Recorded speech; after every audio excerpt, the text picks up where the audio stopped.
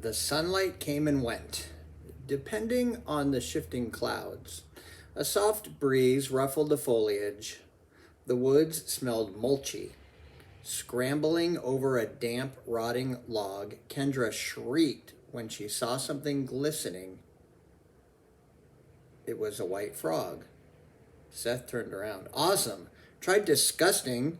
I've never seen a white frog, said Seth. He tried to grab it, but the frog took an enormous leap as he approached. Whoa, that thing flew. He checked the underbrush where the frog had landed but found nothing. Hurry up, Kendra said, glancing back the way they had come. The house was no longer in sight. She could not shake the sick, nervous feeling in her stomach. Unlike her little brother, Kendra was not a natural rule breaker. She was in all the accelerated classes at school, got almost perfect grades, kept her room tidy, and always practiced her piano lessons. Seth, on the other hand, settled for lousy grades, routinely skipped his homework, and earned frequent detentions. Of course, he was also the one with all the friends, so maybe there was a method to his madness. What's the rush? He took the lead again, blazing a trail through the underbrush. The longer we're gone, the more likely somebody will notice we're missing. It isn't much farther. See that hedge? It was not exactly a hedge, more like a tall barrier of unkempt bushes. You call that a hedge? The park is on the far side. The wall of bushes extended as far as Kendra could see in either direction. How do we get around it? Through it. You'll see. They reached the bushes, and Seth turned left, studying the leafy barricade as he went, occasionally squatting and checking closer. The interlocked bushes ranged from 10 to 12 feet tall, and they looked really thick. Okay, I think this is where I squirmed through. There was a deep indentation at the base of where two bushes overlapped. Seth dropped to all fours and forced his way in. You're going to have a billion ticks, Kendra predicted. They're all hiding from the rain, he replied with perfect confidence. Kendra got down and followed him. I don't think this is the same way I got through last time, Seth admitted. It's a little more cramped, but it should work. He was now slithering on his belly. This better be good. Kendra squirmed on her elbows, eyes squinted. The damp ground felt cold, and droplets fell from the bush as she jostled it. Seth reached the far side and stood up. She crawled through as well, her eyes widening as she got to her feet. Before her lay a pristine pond, a couple of 100 yards across, with a small, verdant island at the center.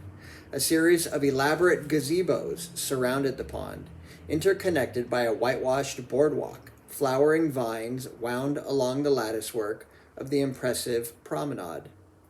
Elegant swans glided on the water. Butterflies and hummingbirds wove and darted among the blossoms. On the far side of the pond, peacocks strutted and preened. What in the world? Kendra gasped.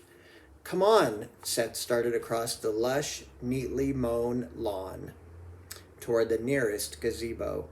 Kendra looked back, understanding why Seth had called the disheveled barrier of bushes a hedge.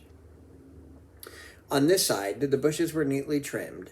The hedgerow encompassed the entire area with a single arched entryway off to one side. Why didn't we come through the entryway? Kendra asked, trotting after her brother. Shortcut.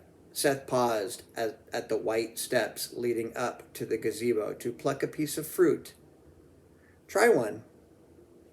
You should wash it, Kendra said. It just rained. He took a bite. It's so good. Kendra tried one. It was the sweetest nectarine she'd ever tasted. Delicious.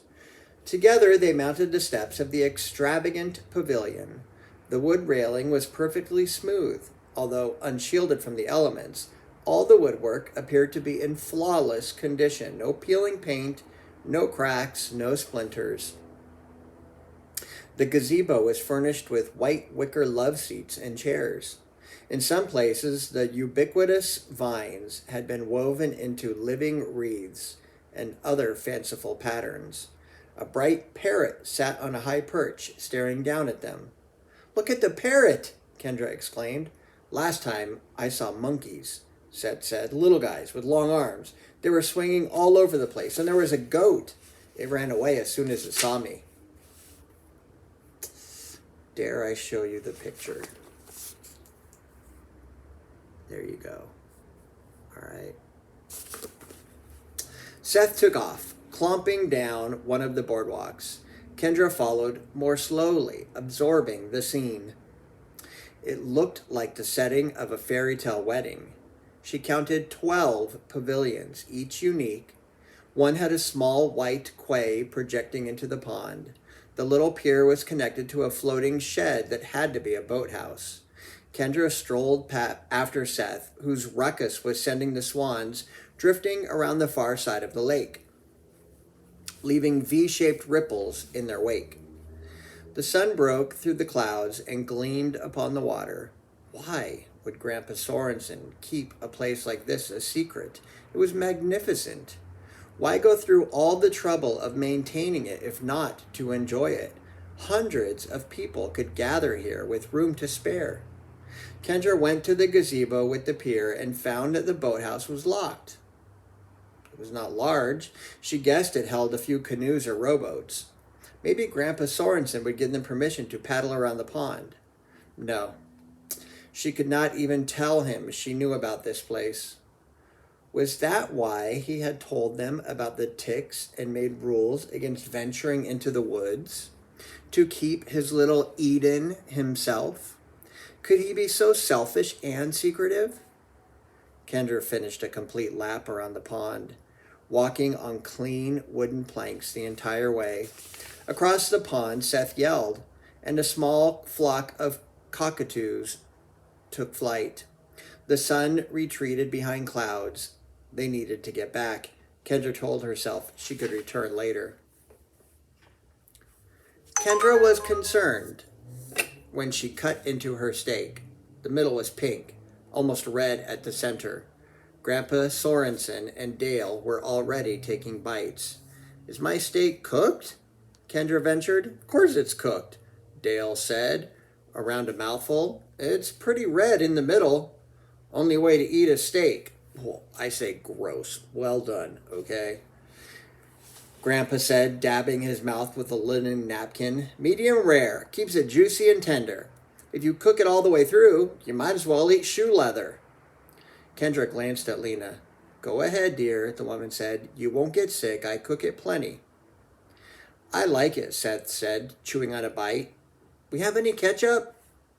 "Why would you go and ruin a perfectly good steak with ketchup?" Dale moaned.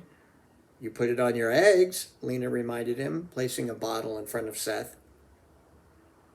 "That's different. Ketchup and onions on eggs is a necessity." "That's sickening," Seth said, upending the bottle over his steak. Kendra took a bite of garlic potatoes. They were tasty. Mustering her courage, she sampled the steak, bursting with flavorful seasoning. It was much easier to chew than other steaks she had eaten. "The steak is wonderful," she said. "Thank you, dear," said Lena. They ate in silence for a few moments.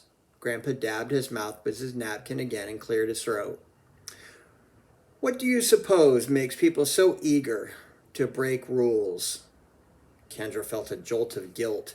The question was addressed generally and hung there, awaiting a response. When nobody answered, Grandpa continued. "Is it simply the pleasure of disobedience, the thrill of rebellion?" Kendra glanced at Seth. He stared at his plate, picking at his potatoes. "Were the rules unfair, Kendra? Was I being unreasonable?" "No." "Did I leave you nothing to do, Seth? No pool, no treehouse, no toys or hobbies?" "We had things to do." "Then why did you two go into the woods? I warned you there would be consequences." "Why are you hiding weird old ladies out there in the forest?" Seth blurted. "Weird old ladies?" Grandpa asked. "Yeah, what about that?" Grandpa nodded thoughtfully. "She has a rotten old rope." You didn't blow on it. I didn't go near her. She was freaky. She came to me and asked if she could build a shack on my property. She promised to keep to herself. I saw no harm in it. You shouldn't go bothering her. Seth found your private retreat, Kendra said. He wanted me to see it. My curiosity got the better of me. Private retreat? Big pond, fancy boardwalk, parrots and swans and peacocks. Grandpa looked at Dale, speechless. Dale shrugged. I was hoping you'd take us out on a boat, Kendra said. Who said anything about a boat? Kendra rolled her eyes. I saw the boathouse, Grandpa. He tossed his hands up and shook his head. Kendra set her fork down. Why would you let such a nice place go to waste? That is my business, Grandpa said. Yours was to obey my rules for your protection. We're not afraid of ticks, Seth said. Grandpa folded his hands and lowered his eyes. I was not entirely honest about why you needed to stay out of the woods. He lifted his gaze. On my land, I provide refuge for some dangerous animals, many of them endangered. This includes poisonous snakes, toads, spiders, and scorpions, along with bigger game, wolves, apes, panthers. I use chemicals and other controls to keep them away from the yard, but the woods are extremely hazardous, particularly the island in the center of the lake. It is deliberately infested with inland taipans, also called fierce snakes. Could be taipans. Taipans. Eddie, what is it? The deadliest serpent known to man. Why didn't you warn us? Kendra asked. My preserve is a secret. I have all the necessary licenses. But if my neighbors complained, those could be revoked. You must not tell a soul, not even your parents. We saw a white frog, Seth said breathlessly. Was that poisonous? Grandpa nodded. Quite lethal. In Central America, the indigenous people used them to fashion poison darts. Seth tried to catch it. Had he succeeded, Grandpa said gravely, he would be dead. Seth swallowed. I'll never go into the woods again. I trust you won't, Grandpa said. All the same, a rule is of no value unless the punishment is enforced. You will have to stay in your rooms for the rest of your stay. What? Seth said, but you lied to us. Being afraid of ticks is a lame reason to stay out of the woods. I just thought you were treating us like babies. You should have brought those concerns to me, Grandpa said. Was I unclear about the rules or the consequences? You were unclear about the reasons, Seth said. That is my right. I am your grandfather, and this is my property. I am your grandson. You should tell me the truth. You are not setting a very good example. Kendra tried not to laugh. Seth was in lawyer mode. He always tried to maneuver out of trouble with their parents. Sometimes he made pretty good points. What do you think, Kendra? Grandpa asked. She had not expected him to solicit her opinion. She tried to collect her thoughts. Well, I agree that you didn't tell us the whole truth. No way I would have gone into the woods if I'd known there were dangerous animals. Me neither, Seth said. I made 2 simple rules. You understood them, and you broke them. Just because I chose not to share all my reasons for making the rules, you think you should escape punishment. Yes, Seth said, just this once. That doesn't sound fair to me, Grandpa said. Unless the punishments are enforced, rules lose all their power. But we won't do it again, Seth said. We promise. Don't lock us up in the house for 2 weeks. Don't blame me, Grandpa said. You locked yourself up by disregarding the rules. Kendra, what do you think would be fair? Maybe you could give us a reduced punishment as a warning, then the full punishment if we mess up again. Reduced punishment, Grandpa mused. So you still pay a price for your disobedience, but you get one more chance. I might be able to live with that. Seth, it's better than the whole punishment. That settles it. I will reduce your sentence to a single day. You will spend tomorrow confined to the attic. You can come down for meals, and you can use the bathroom, but that is all. Break any of my rules again, and you will not leave the attic until your parents come for you. For your own safety. Understood? Yes, sir, Kendra said. Seth nodded his agreement. Chapter 5, Journal of Secrets.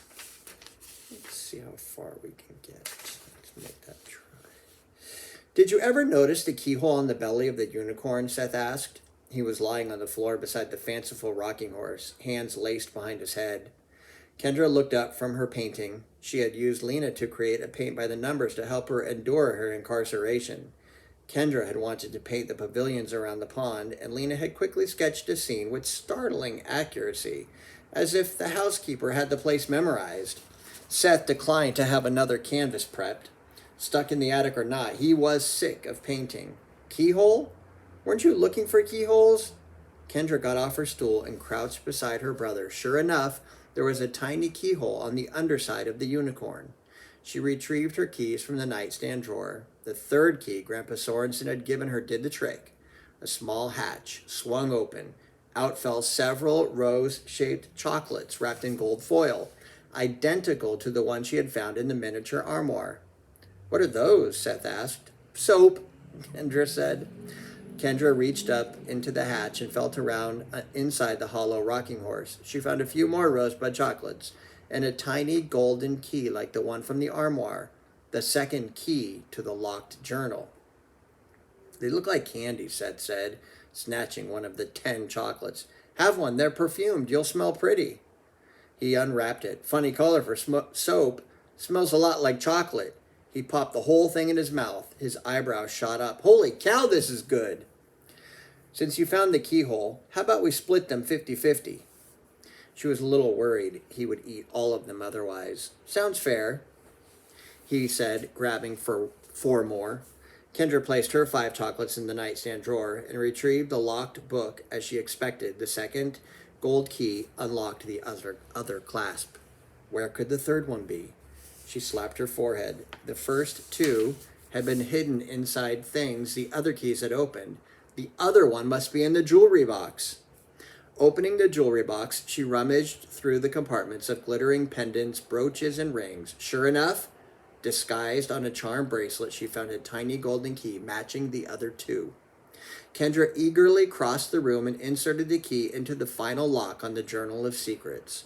The final clasp unlatched, and she opened the book. The first page was blank. So was the second. She thumbed quickly through the pages. The whole book was blank. Just an empty journal. Was Grandpa Sorensen trying to encourage her to keep a diary? But the whole game with the keys had been so sneaky. Maybe there was a trick to this as well. A hidden message. Disappearing ink or something. What was the trick with disappearing ink? Spray it with lemon juice and hold it up to the light? Something like that. And there was another trick where you rubbed gently with a pencil and a message appeared. Or maybe something even more devious. Kendra surveyed the journal more carefully, hunting for a clue. She held a few pages up against the window to see if the light would betray hidden watermarks or other mysterious evidence. What are you doing? Seth asked. He had only 1 chocolate rosebud left. She would need to hide her chocolate someplace more secure than the nightstand drawer. She held up the final page. The light revealed nothing. Practicing for my audition in the insane asylum. Oh, I bet you'll win first prize, he teased. Unless they see your face, she retorted. Seth went over and scooped some kernels for Goldilocks. She laid another egg. He opened the cage to retrieve it and stroked her soft feathers. Kendra plopped down on the bed, leafing through the last pages. Suddenly, she stopped. There was writing on one of the final pages, not really hidden, just tucked away in an unlikely spot. The 3 words were written near the binding, toward the bottom of an otherwise empty page. Drink the milk. Folding the corner, she flipped through the remaining pages, and she skimmed the rest of the pages from the start to make sure she had not missed any similar messages. There were no other cryptic clues. Drink the milk. Maybe soaking a page in milk would make words appear. She could soak one in the tins of milk Dale left out. Or that could be the milk the message was talking about. A challenge to drink unprocessed cow's milk. What purpose could that serve? Give her diarrhea? Dale had made a special point of warning her not to drink the milk. Of course he had acted sort of peculiar about it. He could be hiding something. Drink the milk. All the hassle of finding holes for the keys Grandpa Sorensen gave her in order to uncover extra keys that fit a locked journal for that odd message? Was she missing something or overanalyzing? The hunt might have simply been meant to occupy her time. Do you think Mom and Dad would let us get a pet chicken? Seth asked, holding the hen. Probably right after they get us a pet buffalo. Why don't you ever hold Goldilocks? She's really good. Holding a live chicken sounds disgusting. Better than holding a dead one. I'm fine just petting her. You're missing out. Seth held the hen up to his face.